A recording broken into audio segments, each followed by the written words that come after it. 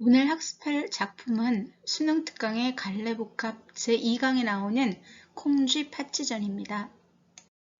먼저 인물 관계도부터 살펴보겠습니다. 주인공은 콩쥐입니다. 콩쥐의 아버지는 최만춘, 어머니는 조씨 부인인데요. 조씨 부인은 콩쥐를 낳고 100일 만에 죽습니다. 홀몸으로 콩쥐를 키우던 최만춘은 콩쥐가 14살 되던 해에 후처로 배씨를 맞아들입니다. 콩쥐의 계모입니다. 배씨는 남편, 작품 속에서는 이름이 등장하지 않는데요. 그 남편과 사별하고 딸 파치와 함께 살다가 최만춘과 재혼합니다. 그러니까 콩쥐와 파치는 아버지와 어머니는 모두 다른 부모의 재혼으로 맺어진 법적인 자매 사이입니다. 김감사는 콩쥐의 남편인데요. 파쥐는 콩쥐를 죽이고 자신이 콩쥐인 채 김감사를 속이고 그와 함께 삽니다. 전체 줄거리 살펴보겠습니다. 콩쥐는 부모의 공덕과 기자로 출생합니다. 공덕이란 덕을 쌓는 일이고 기자는 자식 얻기를 기도한다는 뜻입니다. 부모의 치성으로 출생한 콩쥐는 생후 100일 만에 어머니를 여의고 홀아버지스라에서 심청전에 심청이 묻지 않은 효녀로 성장합니다. 그녀가 14살 되던 해에 아버지가 재혼함으로써 배씨를 계모로 맞이하게 되는데 이 배씨는 전형적인 계모 유형으로 전처소생인 콩쥐를 구박합니다. 그때마다 콩쥐는 조력자의 도움으로 위기를 극복하게 되는데요. 구체적으로 살펴보면 다음과 같습니다. 우선 배씨는 그녀에게 나무호미로 자갈밭을 매게 합니다. 나무호미로 자갈밭을 매라니 제대로 될 리가 없죠. 호미자루가 부러져 울고 있는 콩쥐 앞에 검은 소가 나타나 모든 일을 해결해 줍니다. 다음번엔 항아리, 즉 독에 물을 가득 길어 놓으라고 시켰는데요. 그 독은 밑이 깨진 것이었습니다. 그러니 아무리 물을 길어부은들 독이 찰 리가요. 이때 두꺼비가 나타나 자신이 독의 구멍을 메워줍니다. 불가능한 일을 이렇게 처리해버리니 계모 배씨는 콩쥐가 기특한 게 아니라 더욱 괘씸해졌습니다. 그러던 어느 날 콩쥐의 외가 돌아가신 어머니의 친정에서 잔치를 보러 오라는 초대장이 전해졌습니다. 분명 콩쥐가 참석해야 할 자리임에도 불구하고 배씨는 파치를 데리고 자신이 그 잔치에 참석합니다. 콩쥐에게는 또 짜던 배를 다 짜고 겉피 석섬을 찧어 놓으라는 터무니없는 일을 시켜놓고요. 울고 있는 콩쥐에게 이번에는 직녀가 나타납니다. 자신이 대신 일을 할 테니 외가의 잔치에 참석하라고 하면서 새 옷과 댕기와 새 신까지 주어요. 그리고 새 떼가 날아와 곡식 나달의 곡껍질도 벗겨줍니다. 한편 외가를 향해 길을 나선 콩쥐는 이렇게 즐거운 때가 언제 또 있었을까요? 자연의 아름다움을 만끽하며 가던 중에 고을에 도임하는 감사 행차 소리에 놀라서 급히 개울물을 건너려다가 그만 신 한 짝을 물에 빠뜨립니다. 그런데 물에 빠진 신발 주변에 상서로운 기운이 감돌고 그것을 기이하게 여긴 김감사가 신의 주인인 콩쥐를 찾아 마침내 결혼을 합니다. 여기까지 들으면 주인공 이름만 콩쥐일 뿐 우리가 잘 알고 있는 서양 동화 신데렐라와 똑같습니다. 그러니까 콩쥐 파치전은 신데렐라 이야기 화소에 후반부의 이야기 화소가 덧붙어서 이루어진 것을 알 수 있습니다. 이어지는 후반부 이야기의 내용은 이렇습니다. 감사의 아내로 관저에서 행복하게 살고 있던 콩쥐에게 파치가 찾아옵니다. 질투에 눈이 먼 파쥐는 콩쥐를 연못으로 유인해 죽이고 자신이 콩쥐인 채 행세합니다. 김감사 어리석게도 속아 넘어가죠. 하긴 김감사가 속아 넘어가지 않으면 이야기가 성립될 수 없으니 우리는 그를 용서해 주어야겠습니다. 이제 죽은 콩쥐가 자신의 죽음에 얽힌 파쥐의 만행을 낱낱이 폭로하는데요. 그 대목이 바로 교재 수록 부분입니다. 교재를 펼치고 이어지는 내용을 확인해 보도록 하겠습니다. 하루는 감사가 신기불평하여 몸의 기운이 편안하지 않아서 일찍이 공사를 마치고, 감사는 벼슬명이잖아요. 공직자잖아요. 그러니까 공사를 마치고 연못 앞으로 배회하노라니 목 가운데로부터 전에 없던 연꽃 한 줄기가 특별히 높게 솟은 것이 꽃도 기려함이 비길 데 없으므로 아름답다기 아름답다 하려. 그러니까 연꽃 한 줄기가 남달리 아름다웠다는 거예요. 자, 자연 그것을 사랑하는 마음이 생겨 그 꽃을 꺾어다가 연당 방문 앞에 꽂아놓고, 연당은 연꽃이 피어있는 연못 옆에 있는 방을 이야기합니다. 거기에 연꽃을 꽂아놓고 무한히 사랑하기를 맞이하는데 팥쥐는 일찍이 깨닫는 일이 있으므로 그런 꽃이 벼랑간 그다지 기려하게 소순일에 대하여도 심히 괴상하게 생각하는 중, 더욱 괴상하기 심한 것은 영감만 그 방을 떠나면, 영감은 감사죠, 김감사. 그 방을 나가고 나면 팥쥐가 들어가고 나올 때마다 그 꽃 속에서 무슨 솜 같은 것이 나와서 팥쥐 머리를 막 바당바당 쥐어뜯는 거예요. 한 번, 두 번 그러하면 내가 착각했나? 라고 생각할 텐데 번번이 뜯기를 그치지 아니하는 고로 팥쥐는 크게 놀랍고 아주 미워해서 이것이 필연 콩진년에 귀신이 붙은 것이라 하고 그 연꽃을 빼서 불아궁이에 던졌습니다. 그런 후에는 과연 자기 머리도 뜯기지 않고 팥쥐 마음도 상쾌해졌어요. 콩진년, 제 아무리 죽은 귀신이 비록 영독할지라도, 자, 영독이란 모질고 독살스럽다라는 뜻이거든요. 어쨌든 죽은 귀신이 아무리 무서운 존재라고 할지라도 나의 알콩달콩 깨박이 쏟아지게 사는 것이 배만 아플 뿐이지 죽은 귀신이 이제는 별 수 없으리라 하고, 그제서는 콩쥐의 세간도 뒷장질하여, 뒷장질이란 막 이렇게 뒤적뒤적 뒤지는 거예요. 그리고 제 마음대로 채를 잡으려 하였다. 채를 잡는다는 것은 살림살이를 마음대로 휘두르는 걸 이야기하는 거죠. 그래서 자신이 완전히 콩쥐인 양 이렇게 콩쥐 살림살이를 쥐었다 놓았다 하게 되었답니다. 다시 이상한 일이 생긴 것은 이웃집 할미 하나가 이 집에 왔을 때입니다. 불씨를 얻으려고 감사댁 내하에 들어와 이왕 감사 부인과 친한 까닭으로, 이왕 지나간 감사 부인 바로 콩쥐겠죠. 콩쥐와 친했기 때문에 뭐 이렇게 허락을 얻고 뭐 이럴 필요도 없이 곧바로 연당 아궁이에 이르러서 불씨를 떠가려고 했어요.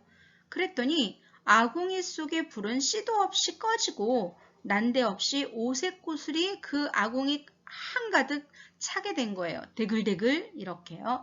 노파는 탐나는 마음에 그 오색구슬을 허겁지겁 치마 앞에 쓸어 담아 가지고 급히 집으로 돌아가서 쉬쉬하며 반다지 속에 감추어 두었더니, 반다지는요, 괴는 네모난 상자라 그랬잖아요. 그런데 이렇게 여는 문이 상자의 반쪽만 접어서 이렇게 열리는 문을, 열리는 그 상자를 반다지라고 합니다.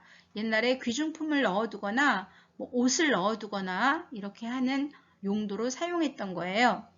자, 천만 뜻밖의 반다지 속으로부터 할멈, 할멈 부르는 소리가 어머 콩쥐 목소리인 거예요. 자, 노파는 깜짝 놀라서 반다지 문을 열고 본즉 완연한 감사 부인이 어찌한 까닭인지 그 속에 앉아서 노파에게 반색을 하며 가로되 아주 반가워하면서 말하기를, 내가 본데 콩쥐라 하는 사람인 것은 김감사와 혼인할 때 이 고을 사람들이 모르는 자가 없거니와 우리 서모에, 서모는 계모와 쌤쌤 같은 단어입니다. 서모가 데리고 들어온 딸 팥쥐라 하는 계집아이가 있어서 항상 나를 모해하고자, 모함하여 해코지하고자 하다가 이번에 무슨 생각으로 나를 찾아왔다가 여차여차하였다. 즉 자기를 유인해서 연못에 빠뜨려 죽인 이야기를 하고 있는 거죠. 그 연못에 빠져 죽은 사실까지 낱낱이 고하고 다시 노파의 귀에 입을 대고 여차여차하여 달라는 묘계를 가르쳐 주었어요. 그 여차여차 하는 묘계가 바로 파치의 죄를 낱낱이 까발릴 수 있는 계기를 마련하는 것이었겠죠. 분명히 자기가 오색구슬을 훔쳐왔는데 그게 변해서 콩쥐가 된 거잖아요. 노파는 이상하기도 하고 무서운 생각이 들었을 거 아니에요. 그래서 머리를 조아리며 응낙하고 콩쥐의 묘계대로 시행을 합니다. 남에게 빚도 내고 또 벼섬도 찧어서 팔아서 돈을 장만하여 가지고 진수성찬으로 잔치를 차립니다. 그리고는 노파의 자신의 생일이라고 거짓말을 하죠.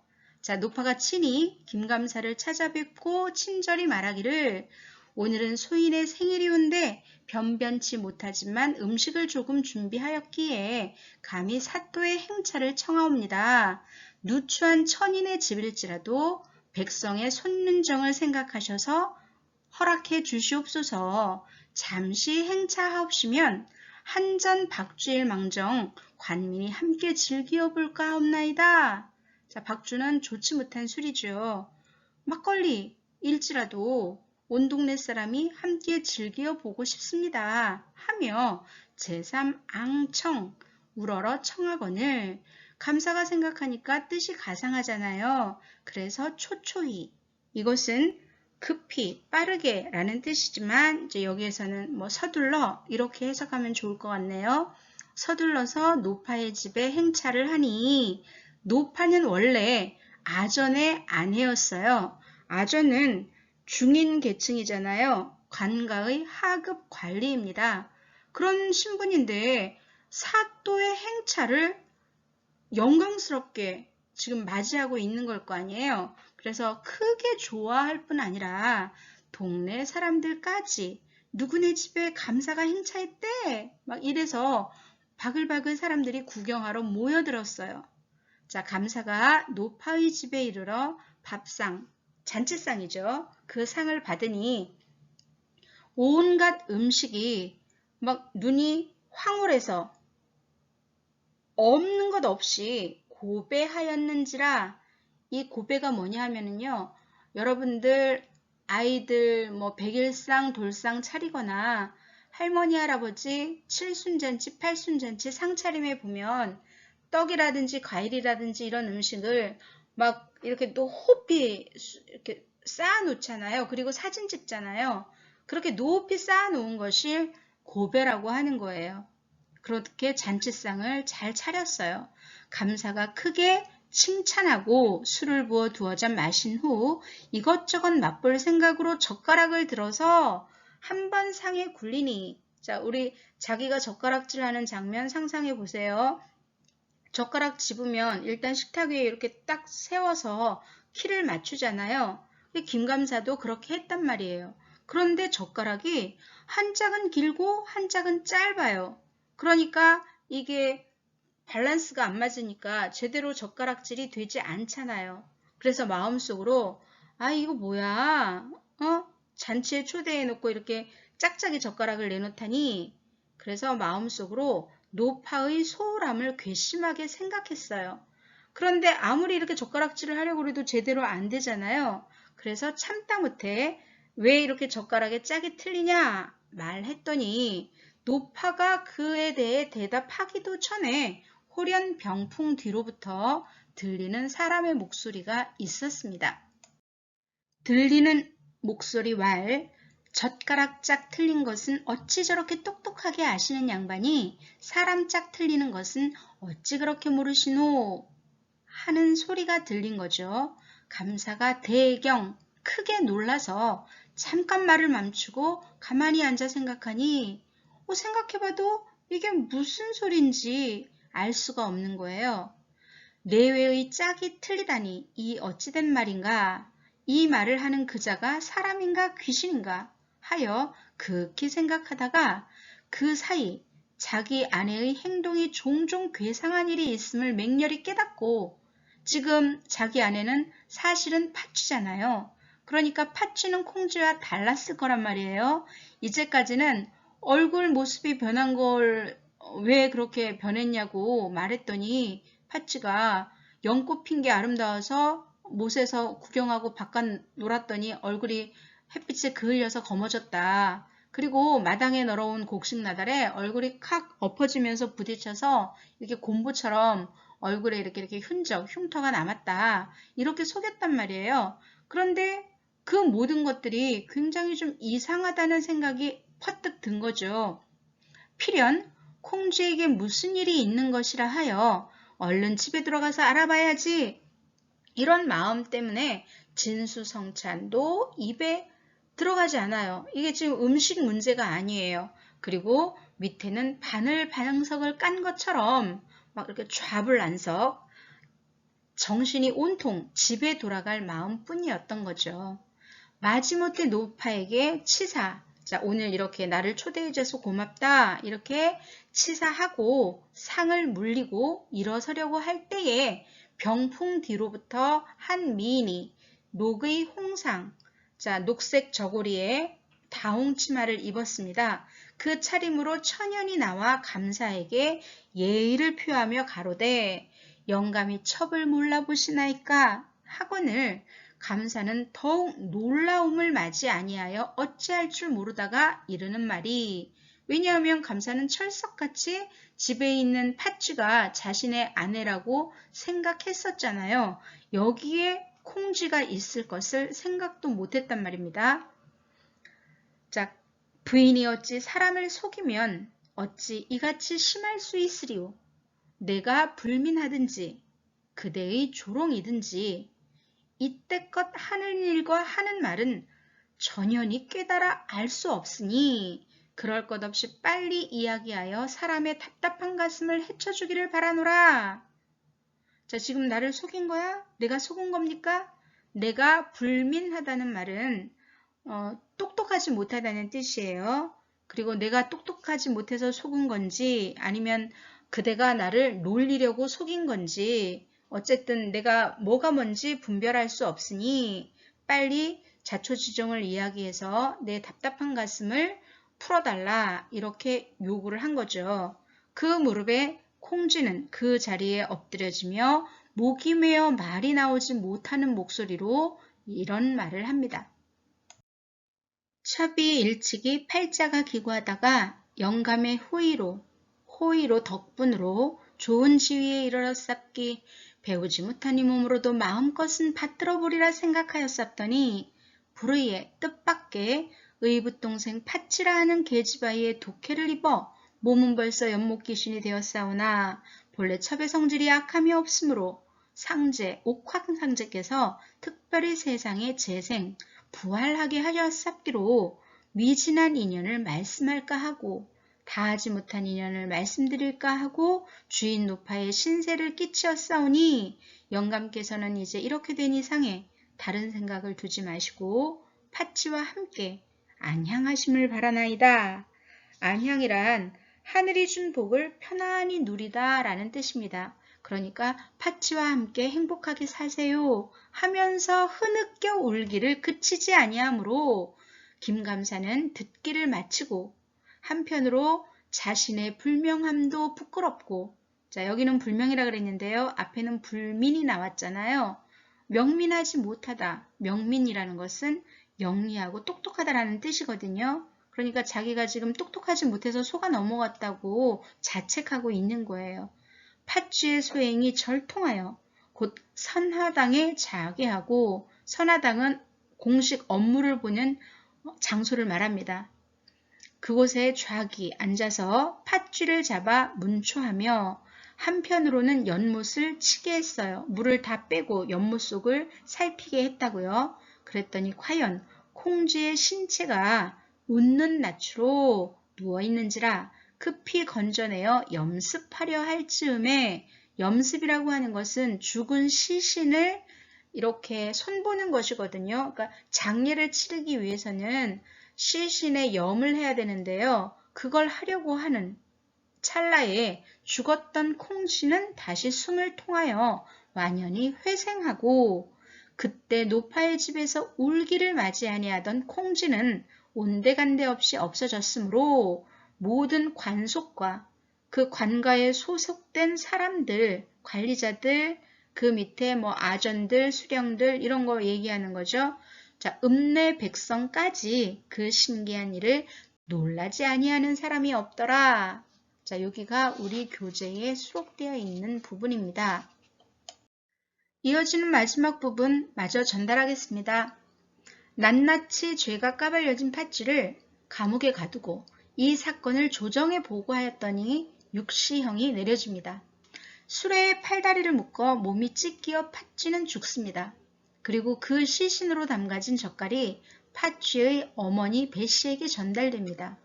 그녀는 이 모든 사건을 팥쥐와 모의하고 콩쥐의 아버지를 차부리고는 새 서방을 얻어 살고 있었죠. 젓갈이 된 딸의 시신을 보고 기절하여 자빠진 배씨는 결국 죽어서 팥쥐와 손붙들고 지옥으로 갔습니다. 물론 콩쥐를 도운 이웃 할미는 상급을 받았고요. 콩쥐 부부는 아들, 딸 낳고 아버지와 함께 모두 행복하게 잘 살았더라는 결말이 이어지지요. 인과응보의 결말을 보임으로써 선을 권하고 악을 경계하도록 하는 권선징악을 주제로 담고 있는데요. 아무리 그래도 팥쥐 젓갈은 너무 엽기적입니다. 이 콩쥐 팥쥐전은 여러 이본이 있는데요. 아이들을 대상 독자로 하는 경우에는 이런 잔인한 내용은 빠져 있습니다. 고전소설의 일반적인 특징을 살펴보겠습니다. 일반적이란 말은 모두 그렇다가 아니라 대체로 그렇다인 것 아시죠? 우선 고전소설에 등장하는 인물은 평면적이고 전형적입니다. 콩쥐 팥쥐전의 인물도 선인은 선인으로 악인은 악인으로 끝까지 변하지 않습니다. 평면적 인물입니다. 그리고 배씨는 당시의 계모들이 보였던 전처소생을 구박하는 전형성을 보여줍니다. 전형적 인물입니다. 벌어지는 사건은 우연적이고 비현실적입니다. 콩쥐와 김감사는 우연성에 의해 만나게 되고 콩쥐를 도와주는 조력자들의 이야기는 모두 현실에서 일어날 수 없는 일들입니다. 고전소설은 대부분 시대적 배경을 명시하지 않거나 중국의 시대를 끌어옵니다. 그리고 용궁이나 천상세계 같은 초현실적 공간을 배경으로 설정하기도 합니다만 이야기의 사실성을 부여하여 극적 흥미를 높이려는 의도로 구체적인 시대나 지명을 사용하기도 하는데 이 콩쥐 팥쥐전은 후자에 속합니다. 그래서 조선시대 중엽, 전라도 전주 서문 밖에로 소설이 시작됩니다. 고전소설은 전지적 작가 시점으로 쓰이며 특히 서술자인 작가가 직접 개입하거나 편집자적 논평을 담기도 한다는 점이 현대소설의 시점과 차별화됩니다. 구체적인 예는 잠시 후에 확인하겠습니다. 또 고전소설은 시간의 흐름에 따른 순행적 방식으로 구성되며 일상의 구어와는 다른 글 속에만 사용되던 문어체, 즉 덜아, 지라와 같은 어미가 사용되었습니다. 그리고 권선징악처럼 궤도적인 주제를 담는 경우가 대부분이며 콩쥐 팥쥐전도 이런 일반적 특징에서 벗어나지 않습니다. 고전소설에만 있다는 서술자의 직접 개입, 무엇인지 확인하겠습니다. 이 부분은 콩쥐 팥쥐전의 앞부분입니다. 만추는 외롭고 쓸쓸할 때면 죽은 아내를 생각하여 눈물을 흘리며 어린 콩쥐를 안고 다니면서 동네 아낙네들의 젖을 얻어 먹였다. 그러나 하루 이틀도 아니고 1년을 그랬으니 그 고생이 어떠하였을 것인가. 철무르는 콩쥐가 젖 찾는 소리를 죽은 어미의 혼이 만약 있어 들었다면 그 흘리는 눈물이 변하여 피라도 되었으리라. 진한 글씨로 표시된 밑줄 친 부분이 서술자인 작가가 직접 작품 속에 개입해서 독자인 우리에게 던지는 말입니다. 이것을 서술자의 직접 개입이라고 해요. 그럼 편집자적 논평이라는 말은 어떤 때 쓰냐 하면은요. 예를 들어 보겠습니다. 심청전에서 심청이가 공약 및 300석을 위해 자신의 몸을 팔잖아요. 그러면서 아버지께는 사실대로 말하지 못하고 이웃의 판서집에 수양딸로 오란다고 거짓말을 합니다. 그 구절에 이런 말이 덧붙어 있어요. 심청이 같은 효로 어찌 거짓을 앓을까마는 사세부득이라 잠시 속여 여쭙는다. 해설하자면 심청이 같은 효녀가 어떻게 아버지께 거짓말을 하겠는가마는 일의 형편상 어쩔 수 없어서 잠시 속여서 여쭙는다 라는 의미입니다. 이것을 편집자적 논평이라고 하는 거예요. 오늘 학습한 내용을 잘 이해했나요? 콩쥐팥쥐전은 고전소설 중에서도 짧고 쉬운 소설에 속해요. 우리나라 고전소설 중에는 마치 과거의 전성기 때 홍콩 무협영화를 보는 듯한 흥미진진한 내용을 담고 있는 것이 많이 있어요. 다음 기회에 그런 소설도 읽어보기로 합시다. 오늘 수업 마치겠습니다.